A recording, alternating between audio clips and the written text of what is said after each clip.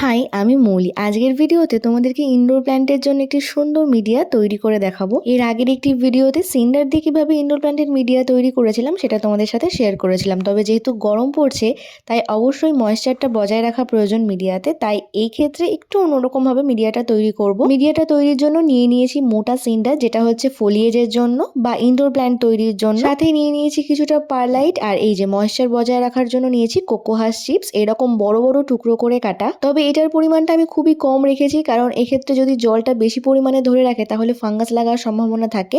আর ওই বড় সিন্ডারের সাথে এই ছোট ছোট সিন্ডারটাও নিয়ে নিই। তোমরা চাইলে যে কোনো এক রকমের সিন্ডারও কিন্তু ব্যবহার করতে পারো। সাথে নিয়ে নিয়েছি লিফ কম্পোস্ট। খুব ভালো মানের লিফ কম্পোস্টই ব্যবহার করতে হবে। আর আমি কিন্তু ইনডোর প্ল্যান্টের মিডিয়াতে কোনো রকমের মাটি ব্যবহার করি না, আর আমি মিডিয়াতে কোনো রকমের ভার্মি কম্পোস্টও কিন্তু ব্যবহার করি না। এই সবগুলো কম্পোনেন্টের সাথে মিশিয়ে নেব কিছুটা পরিমাণে লাল বালি, যেটা কনস্ট্রাকশনের মোটা বালি হয় সেটা।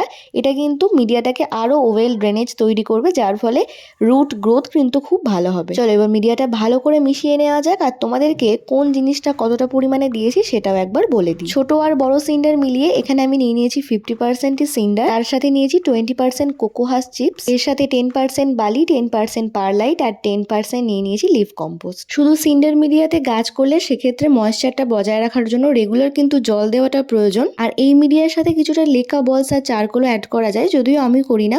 এতেই কিন্তু গাছ খুব সুন্দরভাবে গ্রো করে। আর গাছকে অবশ্যই রাখতে হবে ইনডাইরেক্ট ব্রাইট সানলাইটে। চলো আজকের মতো এটুকুই, বাই।